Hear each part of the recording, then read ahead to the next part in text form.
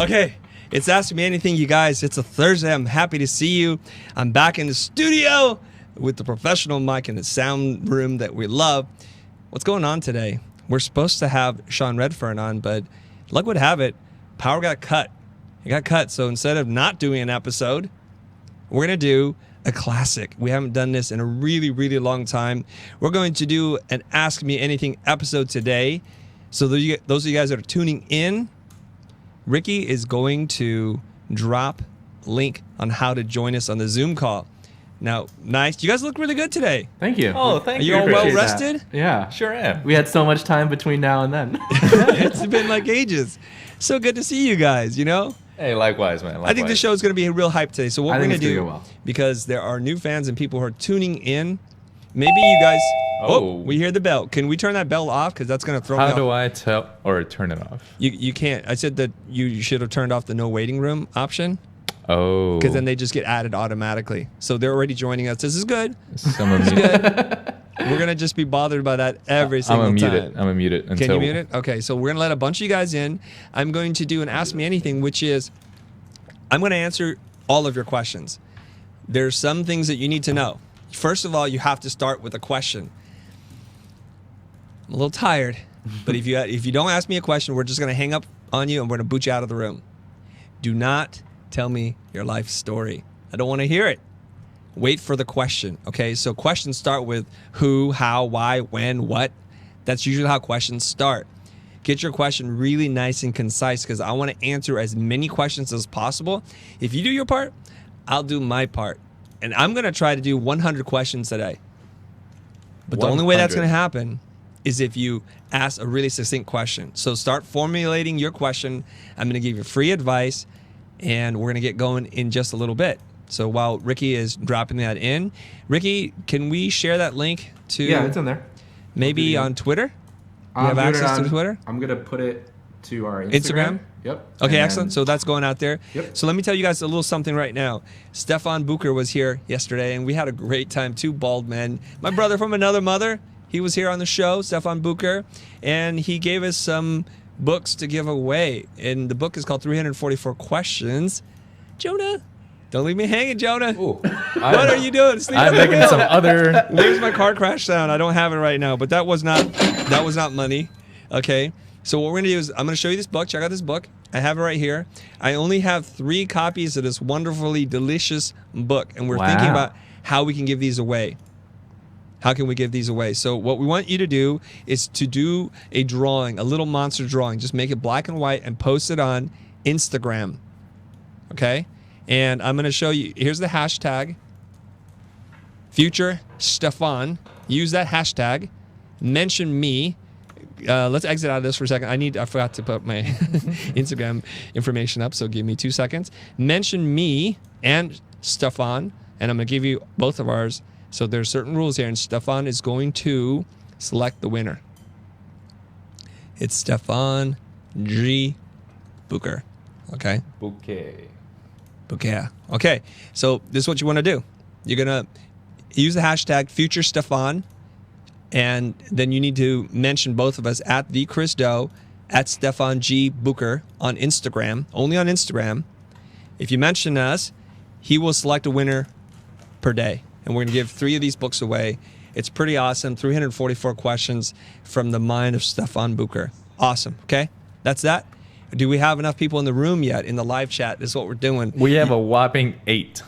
We have an 8 people in the live chat? Or in Zoom? Oh, and Zoom. Don't worry about Zoom. We don't need that many people. 167 are watching, Chris. How many? 167. 167. Let's see if we can't get the number to 450 or 500, 600. We're going to do it this way. We're going to give advice away.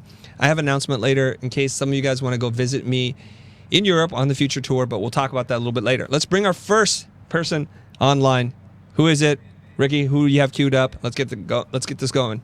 Richard Lucas. Richard Lucas. All right. Where are you? Tanya's I hate you, dude. Quality check over here. What's up, Chris? Come on, man. Let's rock and roll, baby. What do you want to know? Who are we bringing on first? Yeah. Oh. Bring our first person on. This I'm in the dude- Matrix green today, you guys, so I'll be dodging bullets. All right. Make co-host? Who? How should we do this? Should we make them a co-host? No. Okay. Don't make him a co-host. Just Tell him unmute and let's rock and roll. Oh, okay. We got the right man for the job, right? Maybe. Jonah?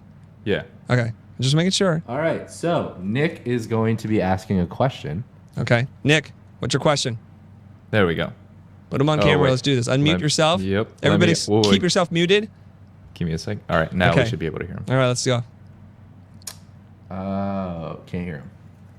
Unmute yourself. Everybody get your mic game ready. Come on. Let's do this. Otherwise, I can tell some stories. Can't hear Nick. Not yet. I could see you, Nick. All right. It's looking promising. Oof. It's looking very promising. I will now read top chat inside the YouTube channel. We already got a super chat function here from Landon Castro. Thank you very much. Hope you and the team are Oh, having a my good week. Lord. Thank you very much, Landon. With people like you, how could I have a bad week? Come on. Who wants to talk to Chris? Raise your hand. Oh, I hear you faintly, Nick. All right, let me try to speak up. I'm hearing Yeah, you yeah. louder. Come on, let's Yeah, do get this. louder, We're almost Nick. there, guys. There. There we go. Okay, who is this? Nick. Introduce yourself. And when I say introduce yourself, keep it under 10 seconds. Tell me your name and where you're from and what you do. Can you and then hand us ask a- your question. Straight fire. Let's go. One sec, Chris. This is straight smoke. Not quite fire yet. Or maybe straight tinder. I'm going to read some of your comments down here and see what's going on. Is God a designer? I don't know. I don't know if I can answer that. Ooh, jeez. I'm reading comments here on YouTube. All right. All right. Nick, ask your question. All right, so how do you create a quote for a client who doesn't know or understand the value of their desired future state, and they don't have success metrics? For example, like a new brand. Okay, we could barely hear you. I can hear you, but Yeah, can why we don't you get your restate mic the game question? going? Why don't you restate the question? What's wrong with the mic here? Gentlemen? Sounds low on his end, but we're going to try to boost it on our end. Okay, don't kill my ear hole though. Speak up a I'll little bit. reframe the question for everybody that's tuning in. He's asking, how do you define the desired future state with a client that doesn't know and can't assign value to it? Is that right, more or less? Nick? Yes. Okay, you didn't introduce yourself, so let's introduce yourself now. My name is Nick. I'm a freelance designer. Whereabouts? Where are you, Nick? San Diego. San Diego, Oh, okay. not too far. Not too far. Freelance designer. Okay. So when you ask them about their desired future state, what do they say? So they're a startup. So they're a new brand or a new company that's trying to start something from nothing. And Starting so- something from nothing. That sounds like everybody in business. Keep going. Yeah. So they need a logo, they need a website, something like that. And so I'm trying to understand from like the value-based perspective how to create a quote for them. And something you spoke about it in IIGA was talking about understanding their desired future state and their success metrics, and then deriving value from that. Okay. But when they're sort of starting off fresh, I have trouble kind of helping them understand the value of that maybe desired future state. Well, if they don't understand the value of what it is that they're doing, why do they want to do it? Nick, we got to get your mic fixed Yeah. because I don't think anybody can hear you but me, and I'm straining to hear you, man. So everybody that's going to join us, please get your mic game working. Okay? You Okay, can move Ricky, on. can you... My fault. Sorry about that. I don't know what's going on. Like, we want to get you on the Zoom call, but we can't hear you. We're Excuse up me for on 1 our second. end. It's all good. We're almost good. Because I want to have a dialogue with you, but I can't because I can't hear you. Yeah, I wonder if it's I don't, Is it us? Nick or us. Who else wants to go on so we can test? Yeah, it? let's test somebody else. Hold on, Nick. We're gonna put you on the shelf for 1 second. Darren, you down? yeah, no worries. All right. The Darren is- Nimrod. Thanks for the super chat. I love what you guys are doing. Thank you for all the resources you provide. Thank you so much. Appreciate it.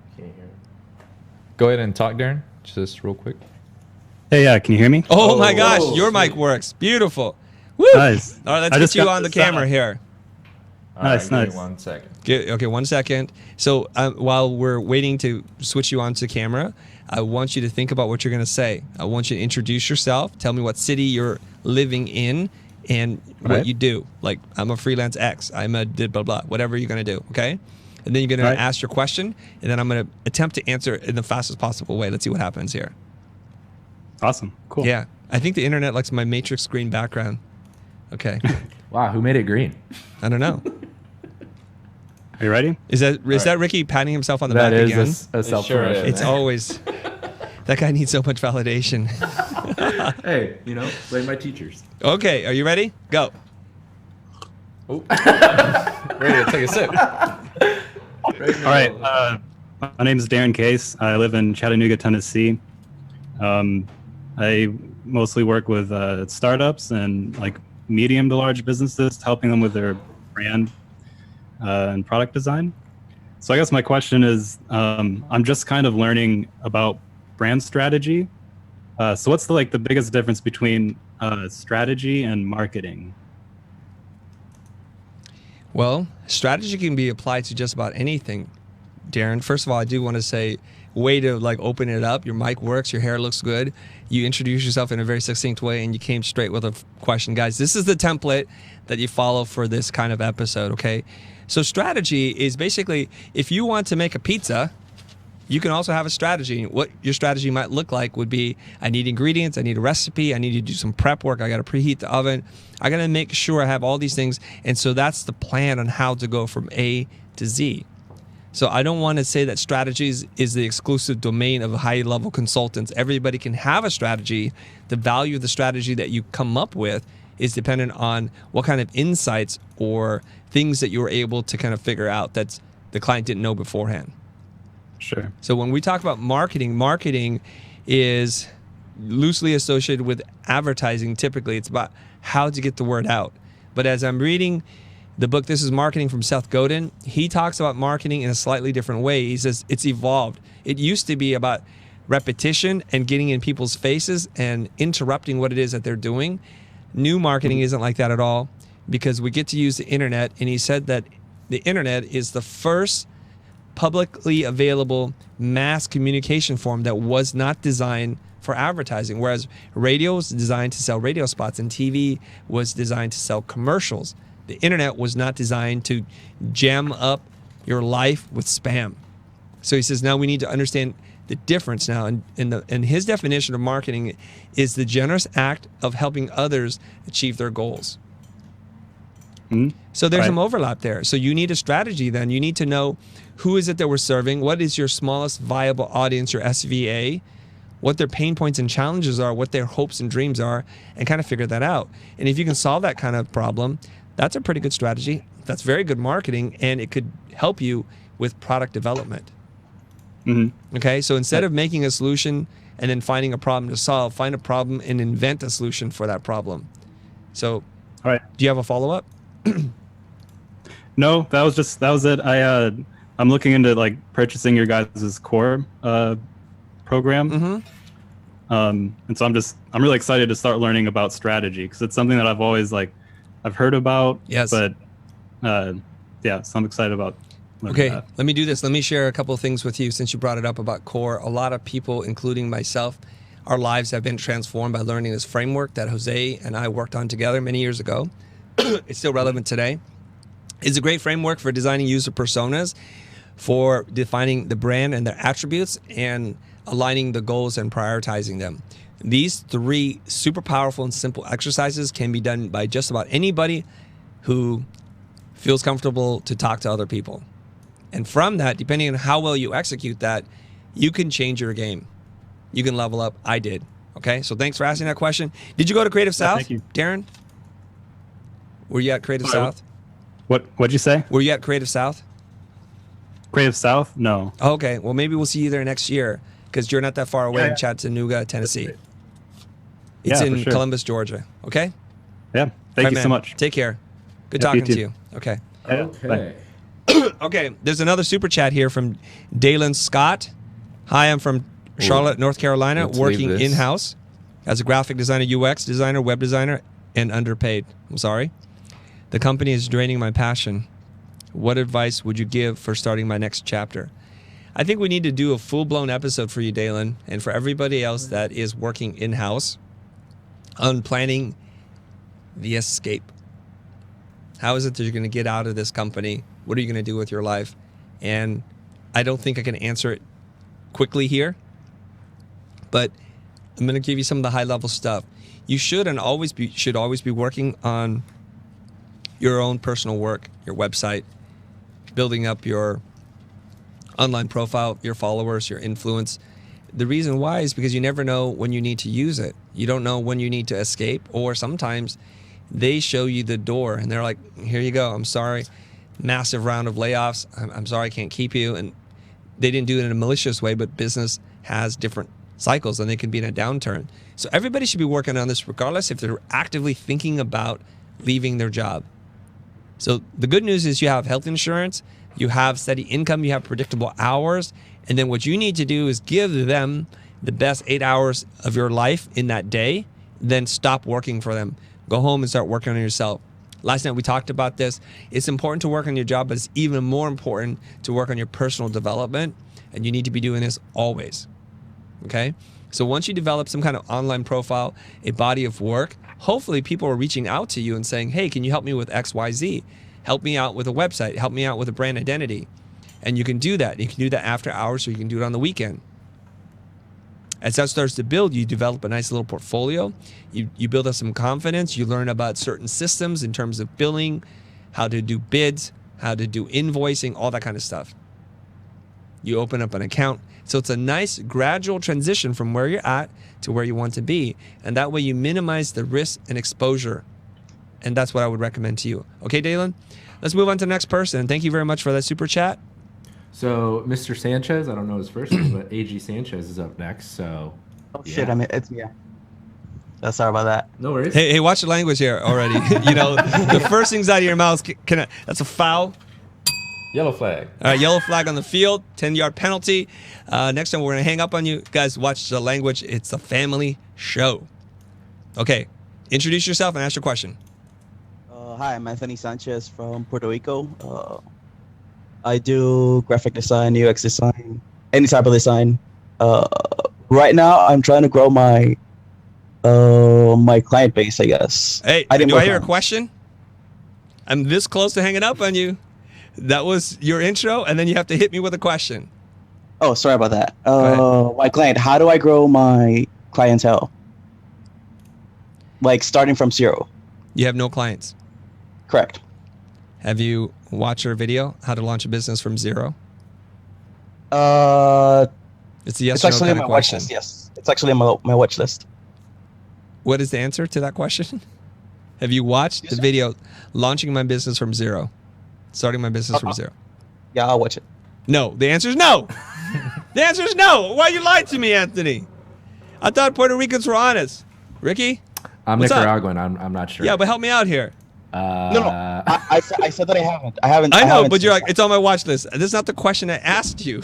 I asked you, have you watched it? A simple yes or no works, okay? When a client asks you a question, have you worked on XYZ before? And you give them some kind of shady answer, a slippery answer, you lose trust like that, guys. Just own it. No, I've not watched it. So now I'll tell you, please watch it.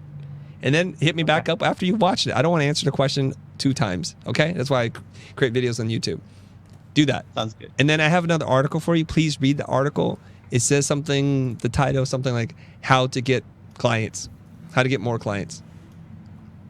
That you've wrote, Chris? I wrote. Yeah, There are 10 exactly. points to it. I know. You know it, right? I just wanted you to say that. So Yes, people- that I wrote. So if you are ever confused about something, type on the internet, whatever your question is, add the word the future or Chris Doe and see what comes up. Chances are I've answered it and it's out there and save us both a little bit of trouble. Okay, next person. Okay. We weren't ready for that. You need to get the next person in the queue always. Well, that's So kind of. use a chat function and talk to them via chat, okay? Okay. Tell them who's on deck. Who wants to go? Raise your hand. Okay, so Laz, Okay, there. I see Laz it super right chat. there. Cheers from Dimmy in London. Oh, is that you? Thanks very much. Lots of love and respect. Thank you, Video. Dimmy. Boom. Okay. Wait. I do have a bell, and I will use it, guys. The guy in the sound booth is about to go. Let's go. I Rock don't and know roll. his name. It's getting hot in here. I'm gonna have to take off my shirt. Oh, Ramar. Whoa. Never mind. Oh, jeez. We know What? what's Okay, going on. guys, seeing. what we do is keep the side chatter down a little bit so I can keep doing my thing. You can harass them a little bit. Okay, so I'm going to keep reading comments here. Was Chris always bald? The answer, I was born bald. That's how I'm We're seeing returning the to the screen earth. now. We're seeing somebody. Somewhere in between, I had some hair. Okay, what else do you got? Dalen is responding. Dalen Scott is saying, thank you, Chris and chatmates, for the great There we feedback. go. From what Chris said, at the end of the day, you got to grind, That and bottom you right need thing to is- grind. Whoa, hold on. It's moving too fast. For your own growth and more than the company you're working for. 100% true. Thank you very much. Evelyn Merchant, thank you so much, Chris, for making the future the universe's gift to all creatives. Wow. Thank you. Appreciate that. Okay. Dow Sign. What is don't know. Dow Sign saying? Dow Sign Super Chat. What question would you like to answer, Chris? That's a trick question. I don't want to answer any question. I have no expectations. All right, so we got somebody. I don't know his We name. got a live body. Just keep the camera still, though. The guy in the Here we sound go. booth. Sound booth guy, introduce yourself and ask your question. Hey, my name is Andamo. I live in Las Vegas. I own a company that does brand management for different companies. My question is, with the way that we're doing design now, which is we kind of tell them that we're going to take over It their doesn't sound like a question. It is a question. Hold No, on. no, Let no, me no, get no. to I the don't want comment. context. No context. Just ask the question. Yeah. So anyways, we Ask the I focus very question. much. I focus very much on graphics, but for a lot of them, they tend to want to stick to their old logo, the old graphics that they had before. But with the strategies that we're implementing, I don't think it's going to fit as well. So what? There's the can I question. do? Here comes the Is it question. in You the see that? Here comes the presentation? question. What? Is it in the presentation, or when should I make it a point that should be a priority? Okay. Ask your question one more time and make it a little bit more precise. Go ahead. Okay. When coming to a client and presenting a strategy, I feel it's important that they have to have graphics that kind of coincide with it, because we don't want to dress a dead horse. When should I bring that to their attention, and when should I just let it be, or when should I kind of push back on that and make sure that we are creating those quality graphics for them? Okay. So, Andamo, here's what I'm going to suggest. You're a graphic designer out of Las Vegas. I'm going to suggest that you learn how to ask better questions. It took you a long time to ask the question, so this is not the template in which we want to follow here, everybody. He's asking the question, and here's his question. I do graphics, and I want to introduce strategy into the conversation. When and how do I do this? Is that your question? Essentially, yes. No? Then tell me what your question is. And questions start with who, why, what, when, where, how, okay? Yep. Go ahead. How can I stress the importance of quality graphics with a good strategy? How can I stress the importance of good quality graphics with strategy? So they're hiring you for strategy, and then they don't care about graphics? Pretty much. Most of the time that's the weird dynamic that's happened quite a few times. Okay, let me ask you this question. Do you like mustard? Say it again. Do you like mustard? One more time. Direct message. Do you like mustard? Do I Ketchup like and mustard. mustard? Do you like mustard? Sure. I mean, Somewhat. probably not. You're not very passionate about mustard, as most people aren't. No. How do not I really. convince you to be passionate about something that you're not passionate about? Can I? Do I have that kind of There power? could be a really nicely dressed up mustard bottle, and I just have it on my counter because I like how it looks. I mean, one day you don't care about mustard, and through a song and dance and a lot of effort on my part, can I get you become a convert to mustard? Mentally, yes. Preferred taste, probably not. No. The answer is no. So if a client doesn't care about something, I don't believe you have the power, the communication skills, the persuasiveness to convince them to like something that they don't care about.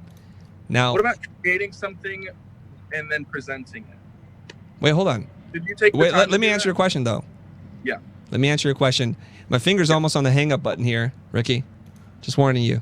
Just let me answer the question, okay? All right. So if you don't love mustard, there's really not a lot I can do, regardless of how good I am at convincing people to do stuff they don't love. So the question that you have to ask yourself is, why do you care so much about convincing people about mustard? Why don't we just solve their problem? Now, if they care a lot about strategy, If you're really good at doing strategy for them, you could ask them, what do you think our customers will respond to? Yeah. If you show them an ugly design or a really beautiful design, and we get to decide what is ugly and beautiful together, do you think that'll move the needle? And they're like, no. You guys got to walk away from that. So what you're doing is you're walking into the conversation with an agenda and a motivation that doesn't necessarily serve the client well. Now, you and I know this. Design can be good business if it's done properly, but it's subjective. So why don't we just embrace what's important to them, earn their trust, serve them well, and over time, they're going to say to you on Damo, man, you've done such a great job for us, and I know that you're a designer, but you've deliberately walked away from design several times, and I feel like you really want us to succeed. So at this point, can you just tell us what we should do, design-wise? And then you get to say, yeah, let me help you there. I'm glad we finally have this trust and we built up rapport and that you believe in me. This is a great time to talk about leveling up our design game. You have to serve them first. Yeah. It's not about you, man. Okay, thanks very much. Next call, please. All right. Thank you. Let's move on. Where are we in the feed? What time is it in your place? It is 11:55 a.m. Oh, man. So we're creeping up on noon. Josh, you are up next. Unmute yourself. You will be asking a question as soon as this is tricky. Am I starting to perspire here? I'm going to take off my sweatshirt here while we get the next person online, okay? Yeah, let's try to do It's that. getting hot Josh, in can here. you start speaking so we can see if you're coming in? And did Nick Can you hear figure me? out his audio? Yeah, we can hear Who you, is this man. guy? Hey. Josh. Okay, stay on is- Josh. I got to take off my jacket here. Go ahead. Everybody else. Hey, my name's Josh. I'm Yes. with Priceless Consulting out of Maryland. And my question is, when finding your ideal customer, so obviously everything with the company needs to be branded around who the ideal customer is. What would you say the three most important factors are when trying to find your ideal customer and set your brand focus around that? Josh, you started off so strong. So strong. Fire, energy, love it. What's your question, man? Say that again. What's your question? So the question is, what would you say are the three most important factors to keep in mind when trying to find your ideal customer to develop the brand around? Okay.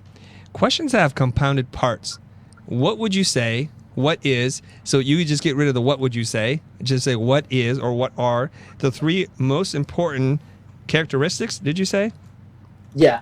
Okay, so when you use a lot of words in your sentences or questions are really long, the person who's listening to you has to remember all the parts and pieces. So then they get to decide what parts are important and which aren't, right? So let's try to make that question more concise. Go one more time, please. So what are the three most important things to keep in mind when trying to find out who your most ideal customer is? Like, that's the first question I ask everyone is, who is your ideal customer? And 99% of the time they're wrong because they're going from like brick and mortar to like an online world. Why are they wrong? And Like, do you know their business better than they do? not to say that I know their business better than they do, but oftentimes they're stuck on, I'll give you an example. One of my clients is a plumber, and his ideal customer is someone who is 55 years and older and a guy, right? So when they break in, especially in our market around the DMV here, DC, Maryland, Virginia, that can very often shift because there's a lot of younger homeowners and there's a lot of younger people who own homes, but he doesn't even know to target those people. So that's what I'm trying to. And how do you know that? Are you in the plumbing business? I'm not in the plumbing business, but Are you in I the real have estate marketing in this business? area, and I'm young myself, and I'm. Wait, hold on. The way this goes is I ask you a question, then you answer, okay? We do a dance together. I can't dance with you if you just take the lead all the time. You'd lead yourself right out the door. So let me ask you a couple of questions. You have a lot of assumptions for a young entrepreneur. So you're not a plumber. Are you a real estate expert? No, I'm not. Okay. You're just young yourself. So you're like, I think the customer's just like me. Isn't that weird? And how many times have you called a plumber? 2 or 3 times. Okay. 2 or 3 Actually, over the times past year. in the last year. You have a plumbing issue? Yeah. I recently bought a house, so. I was Okay, getting so things that's done. why. So basically, new homeowners or people moving into new apartments are probably who's doing this, right? Who needs some Right. services. So we make a lot of assumptions that with almost zero data, it's a form of bias, right? I forget what bias this is, but we have a little tiny bit of data. We have a little tiny bit of data, and we assume that that must be the truth. And this is just part of how humans are hardwired because the world is complicated. We do not understand everything. So we have a shorthand. We just believe certain things to be true. And you need to remember this. If you're going to be an effective marketer, strategist, or anything else, fill in the blank, that you don't have enough information. So the first thing you need to do is to clear your mind, to say, I do not know, and become a novice again and ask your client a couple of questions. Let's pretend you are this plumber client, and I'm going to talk to you if I'm going to help you, okay? Okay, Josh? Okay. Okay. So I would say, who's your ideal customer? Who basically supports your business right now? Where does all the revenue come from? Can you describe this type of person to me? So I'm the plumbing client. You're the plumber. Right? So generally it's a guy who is handling the things at the house, and he's probably in his 40s or 50s. Okay. And if we were to look at the revenue and segment your audience, your client types into different groups, how much in terms of percentage wise would that customer type represent for your entire business? At least 80%. At least 80%. And do you have data to back this up? That's just where my clients have been coming from. Now, Okay. mind you, I didn't have a website before, and I wasn't doing anything online, but that's where my clients were. Okay, so right now 80% of your business is composed of men 45 to 55 years old who are probably new homeowners. Not new homeowners, just people who have probably lived in their home for years, but something comes up with their house, and so they end up reaching out to get it fixed. Okay. And do you want more of these clients, or do you want a different kind of client to grow your business? Because both will work. Well, I mean, I'd love to have more of these, but at the same time, I want to expand it so that I can have more clients in general. Right. If someone can be a client, they can be a client. I don't care of their demographic. Well, let's prioritize here, because we can try to do everything and achieve nothing, or we can focus on one thing. Would you like help building a stronger customer base with the people who are 80% of your business, or are you looking for a new demographic to service? A new demographic. Okay. So who might this be then? Say that again. Who might this be? There's a lot of younger people moving into the area, and so I want to be able to target them because a lot of them are buying homes. A lot of them are, entering the first-time homeowner world, and I want to be able to target them. I see. So you're seeing a shift in the demographic of the age group that's Exactly. moving into the neighborhood that you service. Exactly. Okay. Is this backed up by anything? It is. That 80% has been dropping in numbers over the past couple of months to a year because more and more older people are moving out and away from here. Right, and right. more I heard younger you say people are that. moving in. I mean, do you have any data? So what I have to do in helping you, Joe Plumber, is to make sure that the assumptions that you're making, the conclusions that you have, are backed by data. So are you getting a real estate report and you're seeing the demographic? Did you read a report recently surveying a consensus study that's showing a census study showing the shifting demographic? Are you seeing this? Do you have any qualitative or quantitative data to back this up besides you're losing customers? No. Okay, so maybe we need to do a little research together. Is that okay? Yes. Okay, and if you'd like to hire me, I'd like to do this for you. Got it. Okay, did I convince you of anything? Essentially that there's No, the answer is no. No, all the answers came from you. No. No. You're the one who told me you want different customers. You're the one who told me you want younger clients moving in. And even though that's what I want to do for you, I still don't jump on that. You see that? Right. That's what a consultant does. When you walk in unbiased and you're there to serve the client. That's what you want to be able to do. Okay, Josh? Absolutely. You see, because I didn't put any words in your mouth. I just asked you lots of questions, and you get to decide with me. And all I have to do from time to time is check to make sure you too are not speaking on too little information. Right. Got it. No more convincing. So the Remove biggest the word question is convincing asking from for your the data, and if vocabulary. they don't have it, then when it comes to sales. Will you do that? Yes. Okay. Next caller. It's Thank going you to so be much. Hugo. You're welcome. One Hugo. second. Okay, before you do that, I want to say Hello? to BLvd Films doing the super chat from Europe. I think it's €5 there.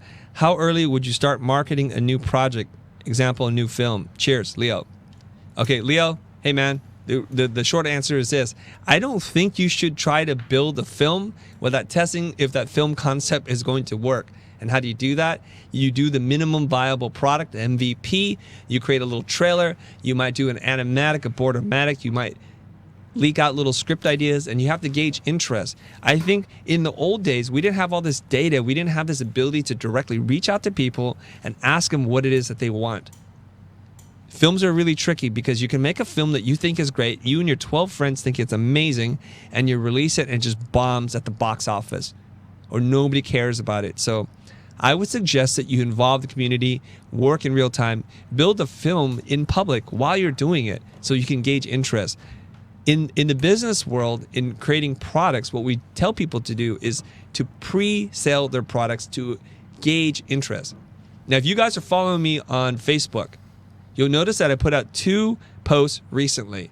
One is to see if there's any interest in us, the Futur, to run a conference, a real one where we invite a group of people and keep it at 100 attendees, and we live stream the whole thing for $100 for the live stream. There seemed to be a lot of interest around this. So now Matthew and myself and the rest of the team get to decide, maybe this is something we should put more energy into, because it was just an idea. So I don't have to reach out to anybody. I don't have to make phone calls. I don't have to set a date just yet. I don't have to figure out the venue and the logistics and all that stuff, because I just want to see if people are interested. And do they like the panel that I'm putting together in my mind? The second thing that I put out there is I said, hey, attention, all UiiUii chapter presidents and programming directors. I would like to come and see you and do a workshop in your city somewhere in this great country of ours. Is there any interest? And then boom, a bunch of people said, yes, us, let's talk. Again, I don't have to do any planning. I don't have to do anything. All I have to do is reach out to people and say, is this of interest? I want to test and validate the idea really quickly. So try to apply that with whatever you're doing. I have one more super chat, and then I have to literally take off my headset and take off the shirt because I'm boiling in here. I thought you took it off. I didn't. I couldn't, because if I take it off, I can't hear. So he was asking a question. So Rishab Mittal, thank you very much. I think that's 100 rupees. Love from an introvert designer who graduated as an illustrator and animator, turned into a graphic designer. And thanks to you, I became a brand strategist. Big heart. Okay, you guys entertain the audience for a little bit. You could read some comments or something. I got to take off my shirt. I'll be right back. Yeah, so just housekeeping on our end. Type your question in the chat, and then we can monitor it here and make sure it's a good fit for something Chris wants to answer. And then make sure your audio and your camera are good. And then if all things go well, we will put your question to Chris and we'll go from there. We sure will, Rick. Okay. Whew, this is tough. I understand that the Zoom isn't good quality audio, but we know it's good on YouTube, so That's all that matters for the most part. we are trying to figure that out. But everybody just bear with us and just try to. Oh, I see. They can't really hear me, huh? Yeah, You sound the, muffled. the or Zoom something like that. audio in Zoom is bad, but the YouTube audio is good. I see. So All right. Yeah, we don't think that all the way through. Hugo is next. All right. Sorry, I've been yelling at people all the time and they can't even hear me. So Hugo is next. He has a question about project management. Okay. Hello there. Can you listen to me? We can hear you. We can hear you. All right. So my name is Hugo. I'm from Brazil. I'm a graphic designer now, actually working with UI and UX. And my question is, if you're not the project manager from this project, how do you manage the team so that's not organized enough for me to work properly on my own tasks? Okay, one more time. How do you manage a team? That's not organized enough for me to work on my own tasks. I mean, they are not clear of what they're supposed to do, and they are not clear about the scope of the project at all. So Okay. sometimes I have to stretch myself out of my area, and it consumes my energy. Perfect. What's your name again? My name is Hugo. Hugo. You are the project manager, right? No, I'm not the project manager. That's the point. I have to act like one, but I'm not supposed to be that guy. I'm supposed to be the UI and UX designer. Okay, so it's not your job. So you're Absolutely. doing a job that somebody else failed. And I learned this in running my own company. When you do someone else's job who falls outside of what it is you're supposed to be doing, I'm not talking about lending a helping hand, but to literally do someone else's job, you're doing two things that are not good for yourself. The first thing you're not doing is you're not doing your own work. The second thing you're doing is you're enabling that person not to ever to develop the skills that they need to, so they get to fly under the radar and never grow in terms of their own personal and professional development. So we don't want to do that. When we think about children, we don't want to enable bad behavior. So if a child runs into the store, throws a tantrum because they want a toy, and you keep giving them that toy, you are essentially saying, continue to behave the way that you do, because this will get you what you want. So what you have to do is you have to raise this and this issue up and go up the pole or the chain and say, boss person, here's the deal. I want to do my job. I'm having a hard time because the team that's working on the project, they're not communicating clearly and they have no idea the scope. So everything that I get when I'm ready to work is not working for me. Can we have a meeting with everybody and figure out how we can solve this together? Maybe we can run a design sprint on how to better communicate and to clearly define the scope with the PM, myself, and the team. That's typically how you would do this. Okay, Hugo? You cannot solve this problem by yourself. You need buy-in from management. And if management is not interested in helping you to solve this problem, after you raise it a couple of times, I think you better work on finding a new job. Fair enough. Okay? I'm sorry. Yeah, They need it's to all right. address this. You cannot solve all the problems by yourself. You either need permission or buy-in or some support. Or they need to say, Hugo, don't do any of your assignments anymore. We want you to solve this problem for us for once and for all. We want you to train the project manager. He or she is a little young and we like that person. We think they have a lot of potential, but we need help. So now you have buy-in from management and they're saying to you, you don't have to do your project. They want you to solve this problem.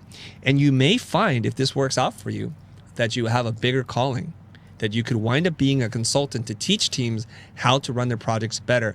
And you'll probably make 5 times as much money as you're making right now.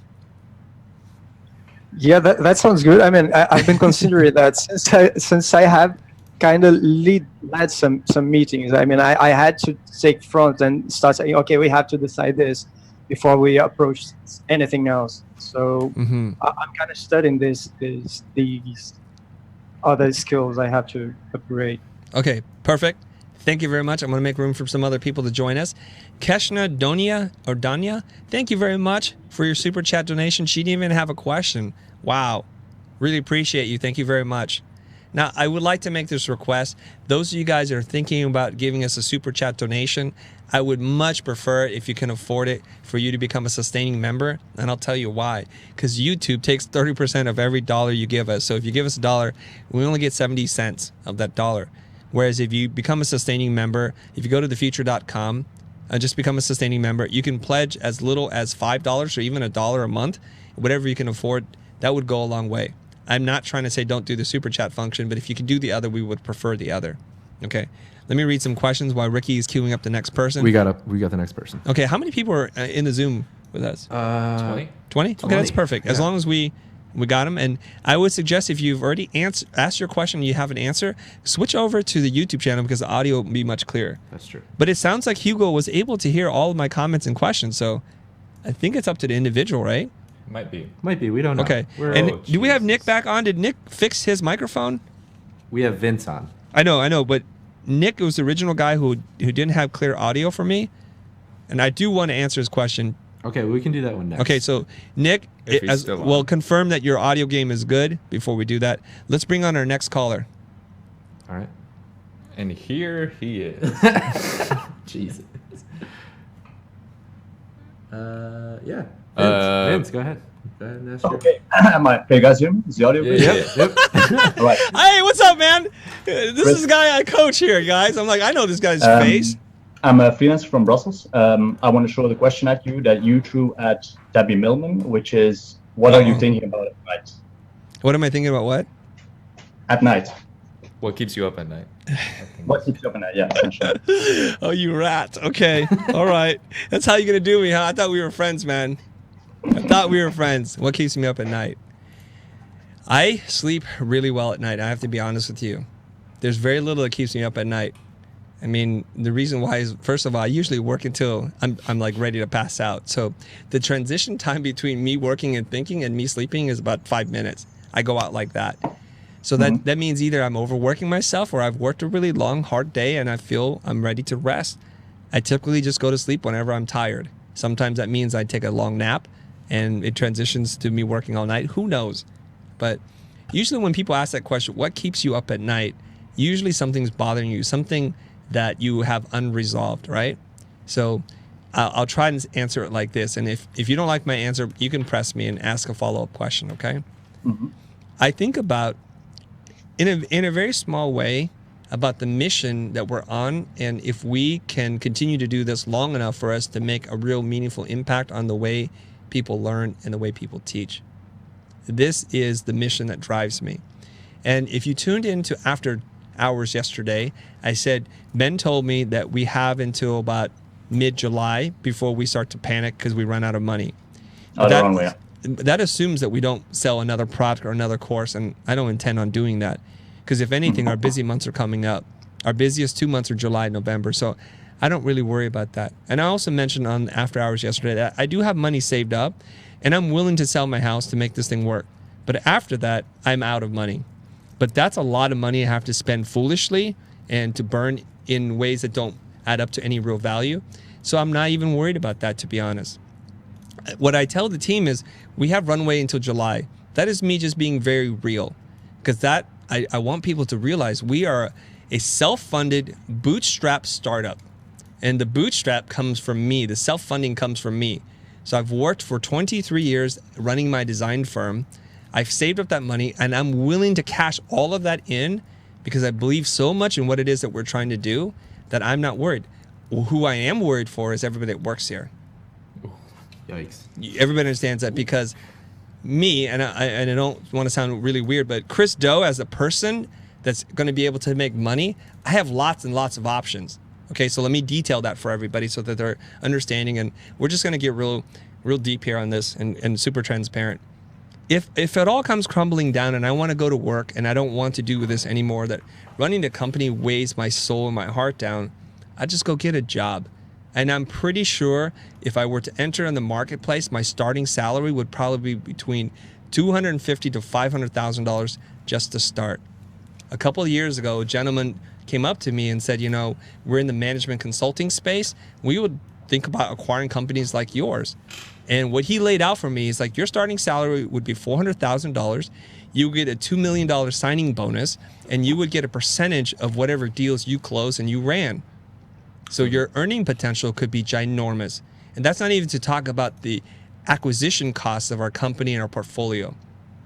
So you see, like, I have options. Now, that's just me working for someone else or selling the company. What if I wanted to run the future and this whole operation comes crumbling down? Let me do some math with you right now.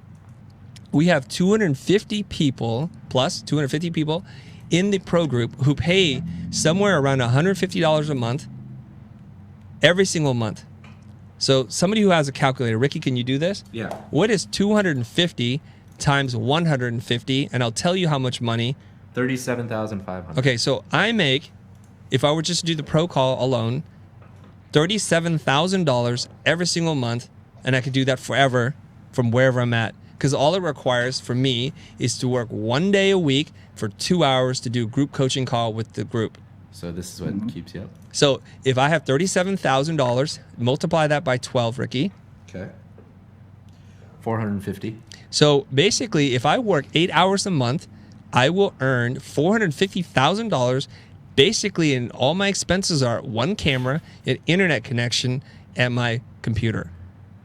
So who am I really worried for? I'm not worried for me. And I don't want to say that in a cocky, arrogant way. It's not about that. Because luckily for me, for whatever reason, I've been very fortunate to have many job offers.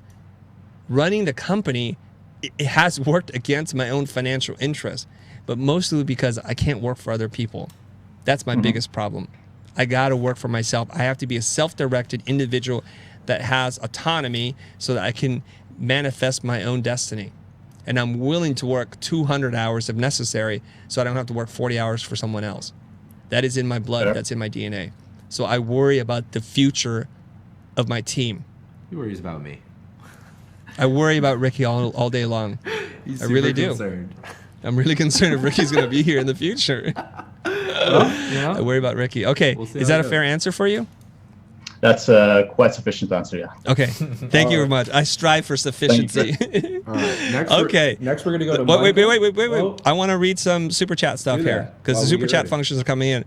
Hey, Ryan, what's up, man? Ryan Rogar, my buddy that I just spent 3 days with. Yeah. Right? Ryan is commenting. I just wanted to ask Chris to share his take on tornadoes and how they can inspire creativity in those fleeing torrential wind and rain. Oh, and also thoughts about meat, fresh or otherwise. Okay, who is Ryan Rogar? Ryan has a podcast. I was a guest on his show. He's been in the studio before. You've seen a clip of it where there's a giant mixing board on a table, and we connected at Creative South. It was really cool to hang out with him and a whole bunch of other people for days. It was awesome. And Ryan is a super cool guy, sweetheart, very thoughtful dude. So on the last days, we're leaving Creative South, Columbus, Georgia. I'm scheduled to get on a plane, and he says, hey, you want to go storm chasing? You want to go chase some tornadoes with me? He shows me his phone, and his phone has a map, and all over it are tornadoes everywhere. I'm thinking, do I go the safe route, or do I want a little danger in my life?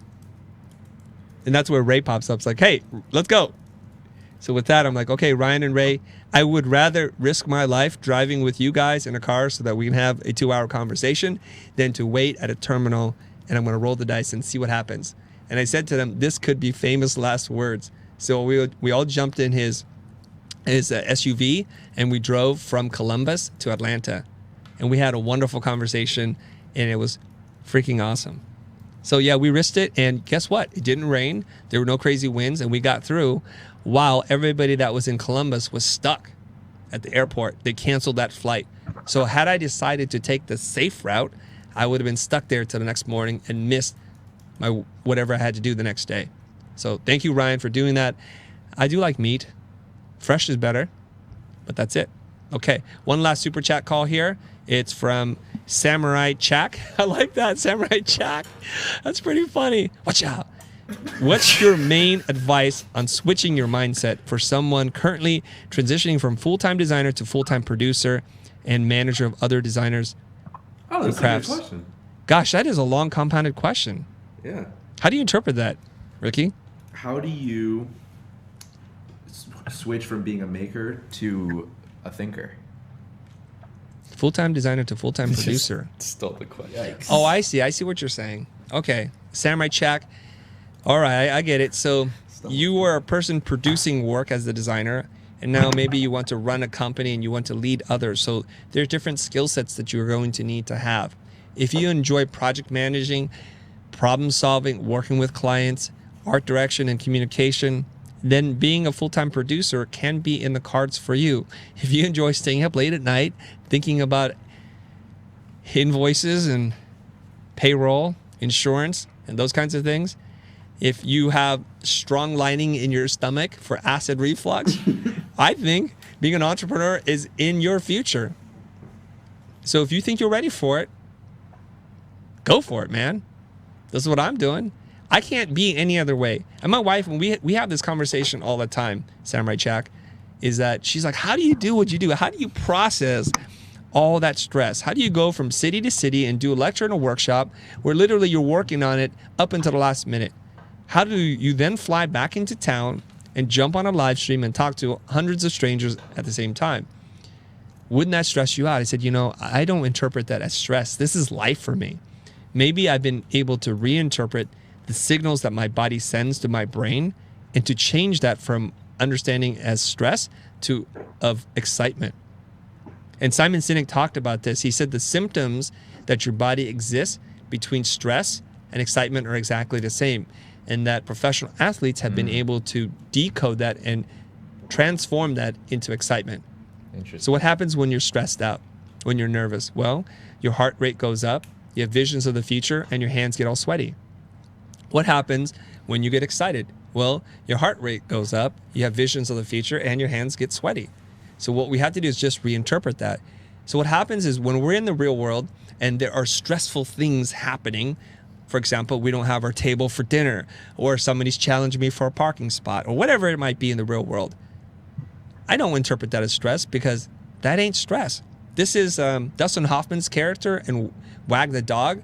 He said, this isn't a problem. A problem is when we shot this film and the crew didn't show up and we ran out of... That's a problem. So my stress level is quite high before it reaches my brain to say, hey, let's get stressed out over this. And over time, I think you can reinterpret that signal. So that's the answer there, Samurai Chak. All right, let's go to Zoom. Okay, so things are working. Michael, we're in a flow state right now, guys. Yeah, we're good. Michael's up next. Michael? Michael's unmuted, so... Hi, guys. Hey, Michael. Can you hear me? I'm on my work laptop, so it's a little rough. No, it's fine. So just introduce yourself, tell us where you're from, and then get to your question. I'm Michael Balistreri. I'm a mechanical engineer by education, trying to teach myself graphic design. I just want to know what you think my first step should be to become a legit graphic designer. Okay. At least on nights and weekends, if not, transition to full-time eventually. Okay, Michael, coming in strong. What city are you from? I'm from Plano, Texas. Texas, hell Texas in the house. Oh, Hell God. yes. I know that's right. How y'all doing? Hey. Okay, here we go. Bobby. Okay, let's get back to this. All right. I Sorry. was almost my name, actually. What's that? I said I was almost named Bubba, actually. All right. Very good. Okay. So how do you transition? So let me just say this for you. I'm going to look you right in the camera right now if you can see me, okay? I want to say this to you. You are much smarter than me, because I could not make it as a mechanical engineer. So you have the brain capacity to learn very complicated things, I'm assuming, because I learned about things like typography and what colors I should use. That seems pretty small in comparison. So it excites me that you want to maybe awaken that inner part of you that's this creative being that you want to unleash into the world. And I want to support you, man. I want to see you do well in that space, because I think more of us need to be creative than not. All right. So if you want to be a legit graphic designer, do what legit graphic designers do.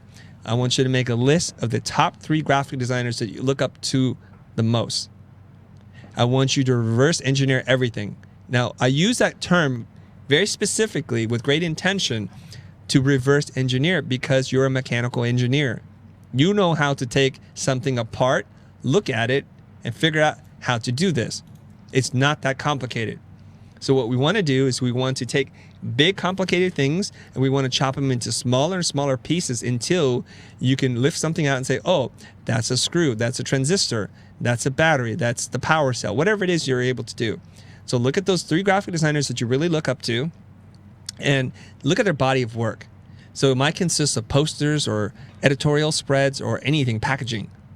So strip it down and break it down. So get super scientific about it. So if it is a poster, look at the dimensions, look at how many colors they use, what typeface did they use, and then draw a grid over it, like draw lines on things that connect. So if you see an alignment between a piece of type up here and something down here, draw a line there, draw lines across everything that is put on that page. After a while, you'll start to understand the system that they're using. That most good graphic design follows some form of grid. It may not be apparent to you, but if you do it, you'll see. So lay some tracing paper over it, tape it on top of the work, print it out, and start to draw these lines. You'll see things and measure those lines. Wow, that was 50% of that. That was 25% of this. I'll share 2 stories that are going to blow your mind, I think. David Carson is well known for doing very experimental typography, anti-Swiss, anti-grid. I'm a great admirer of David Carson's work, especially in the 90s. What did I do? I put a piece of tracing paper over my favorite layouts of his. I drew the lines, and guess what? It is all gridded out. See, like, we don't think things that are beautiful and organic and feel intuitive as having structure. And I learned this in music history. The difference in music is this, is that you have to have consonants, things that are the same, and dissonance, things that break. What happens when you go too far one way or the other? So if you think of consonants as the same, so if you hear this, let me see if I can knock on something here. Can you hear that? Yeah. After a while, you're going to say, Chris, what's happening? That's really boring. Well, that's Right. consonants. But if you had a cat jump through the alleyway across a bunch of trash cans when it's knocking over beer bottles and cans, it's discordant and it's garbage. It's noise. Music is what lives between those two moments. Consonance, the beat. Maybe the dissonance is the chorus or the bridge or something. So we have a couple things that are the same and something that changes. So you're always managing that. And so you'll start to learn that when you look at design. They're all related. Architecture, music, graphic design, all of it's related. So once you learn one rule, it applies across every single thing. Okay? So the thing that you want to focus on the most, in my opinion, is typography. Typography is the invisible structure of all of design. Once you learn relationships between contrast, scale, position, alignment, consonance, and dissonance, you can design anything, including an interior, a building, a package, a toy. You can do it all, in my opinion. Now, it just so happens we have a typography course and a typography bootcamp that's coming up. So check out the typography course, right? Take the typography course from us or somebody else. It doesn't matter to me. Read a book on design. It'll help you, okay? Awesome. Thank you so much. I was looking down because I'm taking notes. All right. No, I don't. I assume that you are. Looking down is not a bad sign. Okay? So, Ricky, can we drop a link in to the typography course as is relevant for our YouTube audience? Yeah. Yeah, you're on top of that, right? Yeah, I'll do it right now. You're Ricky on the spot. Yes. Okay. So, you know, we have 654 people tuning in live. 600? 650. God. 650, man. And it started off a little rough. It did. Boy, did it. What did it? I don't know. We figured out the technical problems. I have my iPad here, and at some point, I'd love to draw for you. If somebody asks me a question and I can actually draw or diagram something out, I'd love to do it. But until then, I have my soundboard. I've got the gang here with Ricky and Jonah. Jonah doing the edit and Ricky reading your comments and prepping people. Try it. Plano, Texas. Hey, what can we do? Jonah, let's do a little King of the Hill. Oh, Jesus. Let's do a little King of the Hill. I want you to bring your southernness out, man. Ooh, it's coming out. Is it coming out? I don't know. We'll see. Let it out. All right, what? You start off, son. Bobby, what did I tell? I tell you what. I tell you what, Bobby. Why am I Bobby? I don't know, because I'm Hank. What do you want from me? Dad? No, just you could fire back as Hank too. This is where everybody leaves. You know, this is just you This is though. where we go This to is just you 200. being you.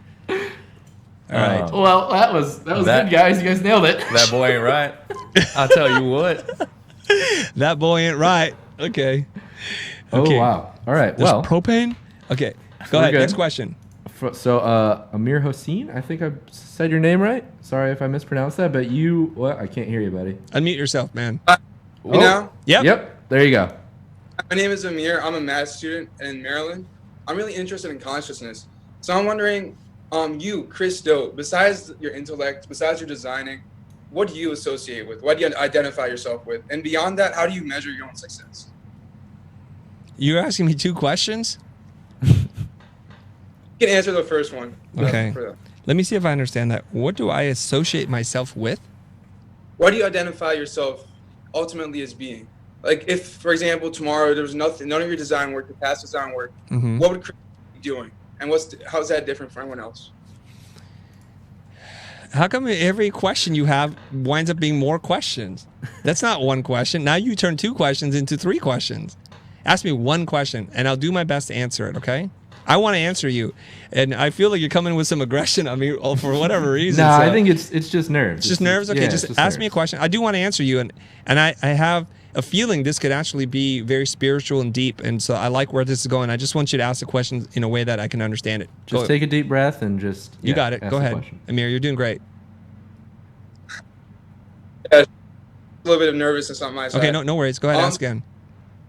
It is coming from a spiritual side. I am really looking into Buddhism and, kind of associating with something beyond, the work that I do. Yes. And, the process I am. Yes. So what do you associate yourself with being? What do I associate myself from being? With being. With being. Well, can you give me an example of what an answer might sound like? Yeah, sure. So some people associate with their intelligence, or some people associate themselves with the company that they work for. Like, in my opinion, I see.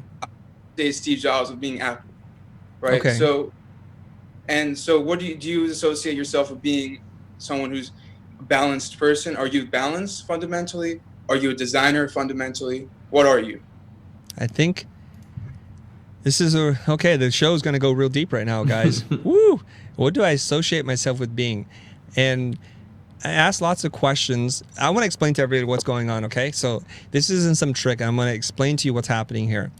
Notice my resistance or my reluctance to just jump in and answer a question. Mm-hmm. Part of how I process the world is it's more important for me to understand the question that you're asking, because when the question is properly phrased, the answer reveals itself. So I will ask you over and over again to rephrase, and to let you know I'm trying my best to answer your question. And then in that, I start to get an idea, and I then ask Amir for an example. And his example tells me a lot about what he's looking for. Okay, so the next time a client asks you a question, don't assume you already know the answer. Spend a little time swimming with the question before you dive deep and find something at the bottom, okay? So Amir wants to know what I associate myself with being, and I've not been asked that question before, so congratulations on that, first of all. I don't think I associate myself with being anything. I just am. In a lot of the spiritual stuff that I've been seeing in meditation and mindfulness, it's about the detachment from the things that you think you are or you're not. And that detachment, that emotional interpretation of what's happening is the root of what is making you unhappy. So expectation, happiness is, what is it? Inversely proportionate to expectation. So when I go and watch a film, I try, once I've already decided to buy the ticket, not to expect anything from it. So you know how like you read a review and your friends are hyping it up, oh, you got to watch this film was woke, whatever it is. And you go and you're thinking, this is going to be great. Well, your expectation is it's going to be amazing. And what can measure up to that? Conversely, if you go into something like this is going to suck, you then reinterpret everything in your mind as saying, this is terrible. I hate that food. I hate this experience. The music here sucks. The decor sucks. And it just could be that that's what it is. And this subjective interpretation, this subjective lens in which you look into the world changes that objective reality. So whenever I'm hit with something, I try to just step back, to push back from my own mind, seeing it and feeling it, to see how I feel about seeing it and feeling it. And the more layers that you can push back, I think the more awake you are. So I'm just trying to be here. So there are many labels that are thrown at me. Sometimes I have fun with the labels that are thrown at me just because it's fun to poke around a little bit. But I don't know if I am attached to any one of those labels. I'm a husband. I'm a father. I'm a son. I'm the middle child of 2 brothers. I'm a teacher, an influencer, an educator, an instigator, a master debater. I'm an amateur rapper. I'm a poor dancer. Part-time, man. I'm a refugee. I'm Vietnamese. I'm American. And those are all labels. And the labels help other people put you into a category.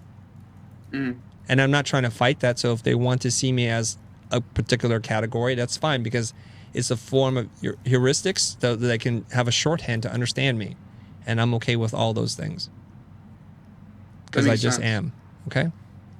I guess the reason I was asking you how you measure your success is I was going to ask if you do attach to anything, right? And that's why I was going to ask, how do you measure yourself going forward? Or if you don't attach to anything, what's the last layer that you attach to?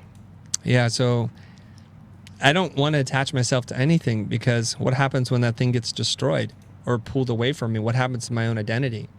I used to attach myself to the term graphic designer, but I feel like I've outgrown that term. So maybe I'm a designer, and I design everything. I design businesses. I design processes. I design culture, education. So I like that broadest term of designer, and maybe that's what I think of myself. But I try not to spend too much time contemplating that. Okay? Like if you're really attached to a blanket, like your safety blanket, like Linus is in the Peanuts, right? What happens when you lose that blanket? What happens when that blanket is washed or destroyed or something happens? Your whole identity is connected to that. And I think that in my opinion, is a dangerous way to live and think about yourself, that something outside of you can control your well-being.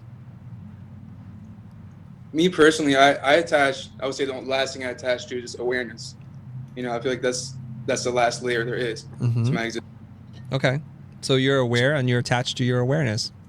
If that works for you, congratulations. Yeah? All right, thank you. Okay. You're welcome, man. Ooh, that was a deep question. That was. We have a super chat. Yeah, it went away. No, I got it. You got it? I got a What did it say? screenshot of it. Who was Just it? give me 1 second to pull it up here. The question was from Keshna. Again, Keshna? Keshna. Mm-hmm. How do I get better at documenting my current process? What information do you have for illustrators and artists? And yes, I'll become a sustaining member and will be purchasing the core kit soon. Thank you very much, Keshna. How do you do this? I want you guys to all think of yourselves as celebrity chefs. No matter what you do, if you're an interior designer, an illustrator, a graphic designer, a brand identity person, a UX designer, product designer, just think of yourself as a celebrity chef. What do chefs have? Let's break it down. Chefs have recipes that have been tested in the kitchen. So those recipes outline certain things: ingredients, the tools that you use, the things that you know that you need to make this work, the raw elements. It has usually instructions like prep time, like what you have to think about and get ready for. And then it has instructions with very specific measurements and heat settings and instructions on how to do something. Can you build your own recipe card? And then what do you do with this recipe card? Do you share it with the world? Do you shoot a video of it? Do you create a game show around it so that people can see how people like you can do work like this? Can you put those recipes together in a book? Can you open up a restaurant? Can you mass produce it and ship it so that it can, other people who aren't close to you can have the experience of your creation, like Wolfgang Puck's pre-made salads? Can you do all that? When you can do that, you will have fully realized the entire value of what it is that you do. So start thinking of yourself as a celebrity chef that the world has not yet discovered. So that's how I would start thinking about the documentation. So it's good to say, document your work, right? Don't create, document. People say that all the time. Or don't create, curate. But what's the lens, the intention in which you do that with? So if you're thinking, oh, I'll just document, you might capture things that are unessential and you might miss the most important part. So look at a recipe card. Everybody can go and download a recipe card off the internet for free. If you already have one, go to the bookshelf, pull it out, look at it, study it. What are they doing? Typically, if it's done really well, modern cookbooks have a beautiful splash page where they show you the finished product, beautifully styled and photographed and lit. That gets me excited. It whets my palate, my appetite. I want that. I want to know how it is I can do that. Well, that's your work. That's your illustration. That's the masterpiece. That's the motion graphics piece. When you see that, wow, how did they do that? Break it down. Think about the ingredients. Think about the prep. Think about the step-by-step instructions, and think about all the tools that you use to create this thing. In the book Rework by Jason Fried and David Donaldson, they said that when you create something, you create many other things. So sell the byproducts of your creation. What do I mean by that? So if you create a beautiful illustration, you might have created custom brushes in Procreate. You may have texture packs that you need to use. Or maybe color correction settings. Tips and tricks. Break all those things apart and sell them. That's how you make money. We have 666 people watching. The number of the beast, you guys, something is up. Oh, wow. And now it just became 667. So we're safe now. We're back to God is with being us. A family show. Otherwise, it's going to be the Omen. Yes. Damien is coming. All right. So we have Alex ready. Wait. Before you get Alex, guess let's read not. some comments from our YouTube audience. I don't want to leave anybody out. I see David Coe. I see Shima in the audience here. Who else do we see? I don't know. Somebody's asking if I smoke weed. I do not. Have you ever? No. Will you ever? No, I don't like smoking. It's bad Have you done other drugs? Maybe. Like what? This is where Rick gets fired. No, I don't like smoking cigarettes or smoking. It's bad for your lungs. I like to have good lungs. So I don't smoke. You didn't answer the question. No, drugs terrify me. Okay. To be honest. Today. All right. Alcohol is a different story. But. Okay. What other kind of fun questions can we want to lighten it Who's up? your just a favorite little MC? bit. Who's my favorite MC? Yeah. I don't know if I think about it in those terms. All right. What are your top 3 rap artists on your iPhone? Or your most played rap artists on your iPhone? Recently? Sure. Would Trap be included in that? Yeah, that falls in the category. Post Malone? Okay. Kanye West? Yep. Classic. And I really like Eminem. Boom. But not so much lately. And then older stuff. We answered here that you're 28 years old, so that's good. I'm 28 years young. I'm 47 years old, you guys. It's out. There you go. And why? Because chronologically, 47 comes after 46. That's why. It's like, how old are you and why? It's like, why? Yeah. Okay. And why? Okay. Why are you 40? Why am I 40? So guys, let's take a look at this. Let's just take a moment here. All right. I'm 47 years old. That means in 3 short years, I'm going to be 50. And I'm not sure YouTube wants to see a 50-year-old person on camera. I'm saying this in just all honesty. So I feel like I have 3 more years to do this, and it's time to make room for somebody else to do this. Yeah? Huh? What? I got 3 more years. You're clocking out at 50? You're done? Well, I don't know. Question is, do you cook? I do not. I don't have those skills. Sarah Swoverland. What would you do if you didn't have any money right now and you had to make something? What would be your go-to meal? Are we back to that kind of question? We drop you on an island, you have no money, what do you do? No, so like what? So you have to, let's say you're trying to impress your wife to be. Let's say you and your wife are dating. You got to cook her a meal. What are you making her? Oh, for cooking? Yeah. Oh, we could probably order one of those prepared meals. No ordering. You got to make it all from scratch. What are you making? Why does that matter to her? Because you want to do something nice for her. You want to show her that you're committed to making Okay. nice home cooking. Oh, this is an excellent opportunity to give dating advice to everybody out there, okay? This is good. All right. Some women like a home cooked meal. Some women like to go out to eat. Or some women just want to spend quality time with you. None of those things matter. So the first thing I would say is, if you're trying to impress somebody, you have to ask yourself, why are you trying to impress somebody? Can you just be accepted for being you? That's a deeper kind of a mere level question, right? The fact that you have to change yourself, go out of your normal rhythm to get somebody to be interested in you, I think that's a kind of an interesting and perhaps flawed concept.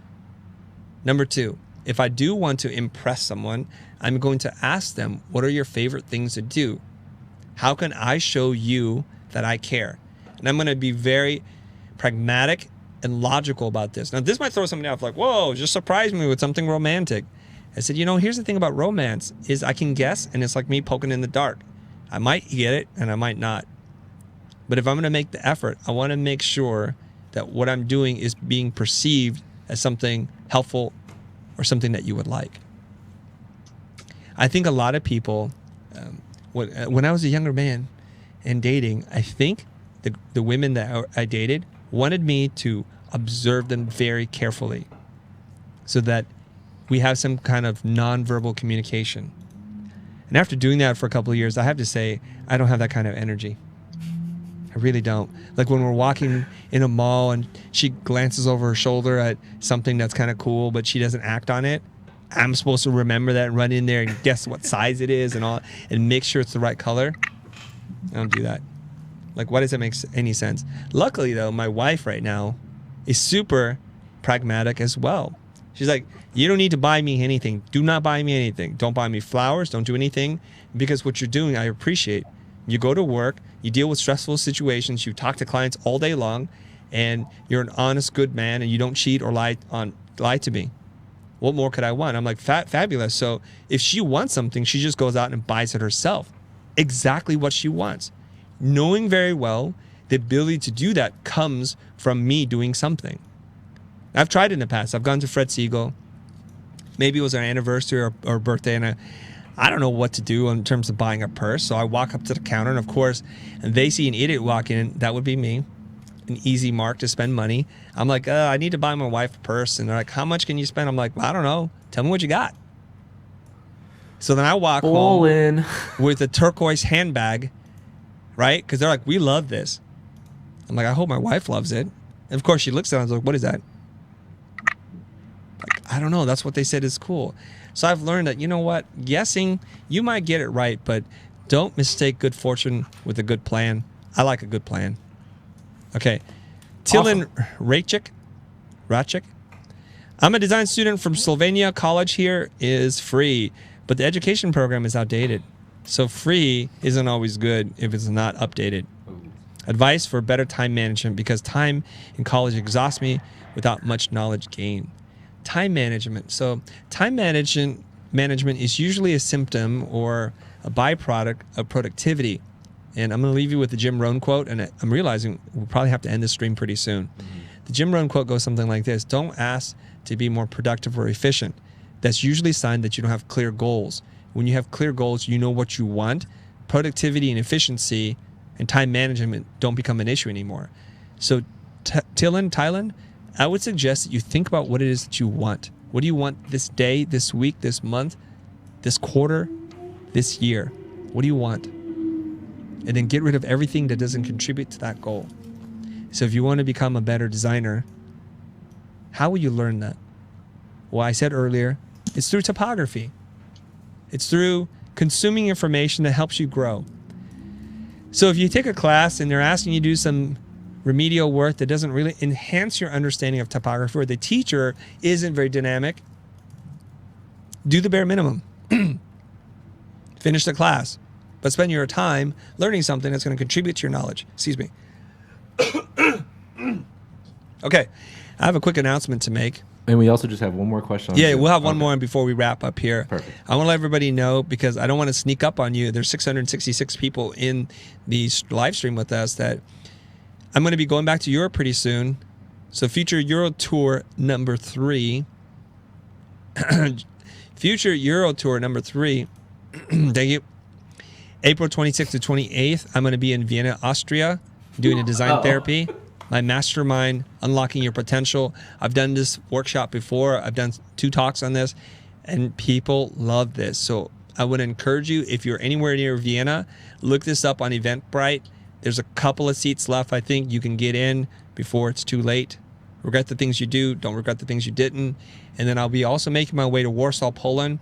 I didn't know we had fans in Warsaw, but they signed up, and this is pretty cool. So this is just the beginning of our invasion into Europe. We'll be doing this more, especially in Warsaw, because I'm working with somebody who wants to do some event planning around this. Okay, now let's go back to you, Ricky. Yes. Who's up next? We have Alex Bass here to ask a question. Alex. Hey, Chris, how's it going? Hey, man. My name is Alex Bass, as you just said, and I'm from Buffalo, New York. I run a lifestyle business doing software integration and automation. My question is, how do you determine if the pressure for growth is coming from an internal want or an external force? The reason that you asked that question almost tells me there's an external force now, because I don't usually think about those things. So I have to ask you this question. What is it that you want, and who do you think is telling you to want that? I'm happy with the size of my company and with the growth and being just on my own, watching videos from the future, having mentors, and just seeing the potential of opportunity. I feel like a lot of people and the videos that you sent out, especially what you were talking with Melinda about, like really trying to push her into do something bigger than herself, that's made me feel like, am I making a mistake by being comfortable where I am and happy where I am? Yeah. I think Aaron was going to find this quote for me, but he's been unsuccessful at finding it. I know I have it somewhere. Again, I'm going to go back to the master, Jim Rohn. I'm going to say this to you. I think you should be happy with what you have, but then you should also work really hard to get what it is that you want. I think those two things don't have to be separate ideas, right? Learn how to be happy with what you have while you pursue all that you want. Say it one more time really loud into the mic. I love it. Learn how to be happy with what you have while you pursue all that you want. Does that make sense? Okay. So people get stuck on this. They feel like everything I have sucks and I haven't achieved anything.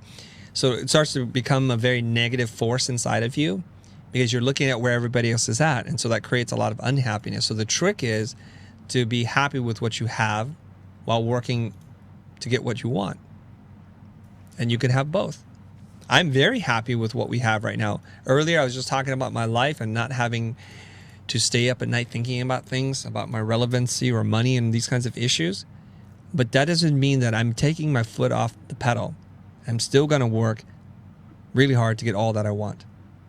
And what I want is to change education so that years from now, not many because I'm not that patient, I'm talking about 3 to 5 years from now, you will have a viable alternative, at least in America, to attend a fully baked curriculum from us that is the equivalent to a 4-year university at 1/8 or 1/10 of the cost.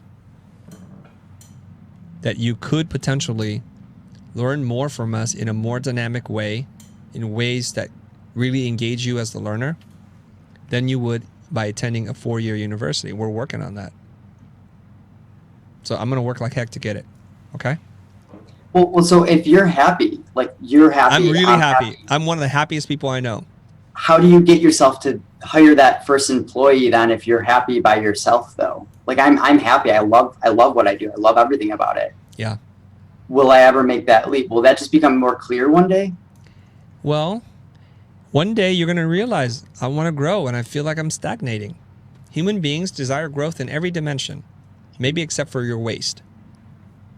In every dimension, if you're a spiritual person, you want to grow a deeper connection to God or whatever it is that you're thinking about. And if you're exercising, you want to get more fit than you were yesterday. You want to be able to lift X more pounds. And in your mind, you want to be intellectually stimulated because the minute that you stop growing, that's the minute you start dying. So you, as a single entrepreneur doing your thing, you're like, this is cool. I'm going to fall into a rhythm. I'm going to fall into a rhythm. And before you know it, the kinds of clients are all the same. The kinds of projects, the kinds of budgets are all the same. And you're going to start to think, like, what happened to my life? Why didn't I take that other route? Why didn't I go and chase the storm instead of staying in Columbus and waiting for an airplane to take me safely home? Because sometimes the safe choice is the bad choice. Okay. And in my workshop, I help people to reprogram the word safe. Safe, we tell each other that that's what we want. That's what my dad taught me. Pick the safe choice, safe career, safe move. Right? What can safe really mean? Safe could mean simply always following everyone. I don't want to follow anyone. So reprogram those words. Okay? All right, thank you. Are you standing up, Ben? Are you Am I standing up what? right now? Yeah. You have an upright desk? Yeah. I can tell because you're bouncing around. I am too. Oh. So I've been standing here now for 2 hours. Well, I think that is a good segue to wrap it up. Kind of wrap this up. Okay. I want to thank everybody for their questions and everybody for being respectful. It was a really good stream. I want to say that. I want to say, Josiah, thank you very much for your super chat. He's asking, do your employees have any equity ownership? Ooh. Is this Matthew? It strikes me that without any skin in the game, their dedication levels will never match yours. And thoughts? Yes. Okay. No employee, no one has any equity in the company, not even my wife. It's just me right now. And at some stage, I think I will be able to give out equity. But usually people give out equity to attract superstar AAA players. Like when you're competing against Google and Apple for the smartest and the brightest of the bunch, or people who have amazing track records, that's typically who you give equity to. And there's different forms of equity. There's shares of stock, non-voting, non-participating. It's just basically if the company goes public, you have an opportunity to buy the stock at the promised price and to capture the difference between the two. Then there's equity where you actually have your name as part of all the documents, where there's taxes, liability, insurance, so everybody gets brought into that. Now, when you raise that question to everybody, do you want to be an owner of the company? Most people are like, no, I don't want to own the company, because that means that my house, my car, everything's at stake proportionally to everybody else. What they really want is to make more money when you make money, right? So I have a different way of managing this. And the people who have known me for the last 23 years and how I run my business, this is how I do it. When we have a profitable year, I just take a chunk of that profit out, not because I'm beholden to anybody to do anything, and I just chop it up. And I give it out proportionate to the contribution of each team member. And it usually follows a very simple formula. Time that you've been here. So I do reward loyalty, but if you're loyal and you've been here for 5-10 years, that doesn't automatically mean you get a bigger share of that bonus chunk. It just means you've been here. And then I measure contribution. So if you've been here for 6 weeks, 6 months, but you contribute so much to the growth of the company, I take that into consideration. So it's very much merit-based with a little mix of loyalty, years of service. And that's what I do. And all the guys here know, that have been here a really long time, that I'm a man of my word and that I'm honorable, and I'm not trying to take all the money. I don't want that. I want to be able to share the wealth. Now, we do have a hybrid form here, Josiah, and this is what we do. Everybody here has a salary, except for Jonah. Everybody that's a staff employee has a salary, okay? And the people here who author products for this Futur, not only do they get their salary, but they get a percentage of the sales of their items. So Ben Burns and Matthew, they get a check every single month on top of their salary. Oof. So it's kind of like this split thing where you can have your cake and eat it too. And Matt says this to me all the time. Matt has a lot of leadership skills. He's always looking for things to do, and he takes on a lot, and he helps me out a lot. And he says, I like that part of it. And I like to be able to reap the benefits of my work. And the model that we're working on, it's still kind of in flux, but it seems to be working okay. So he can have the benefits of being like an owner of his product, having extra income on top of his salary every single month without having to deal with the stress associated with running a company. So I'm finding that there's a hybrid model here that might work, and I think it is working so far. So every single one of our employees, every one of our team members, even including Jonah, who's a full-time freelancer, can author a product and use some time from work to develop these products. Not obviously all the time, because then I'm paying you to develop your product, which I'm already going to pay you on top. So we're trying not to do the double dip. So some of us in the company are working together in collaboration, so we're developing products together. So we share the workload, we share the ideas, and we also share the profit.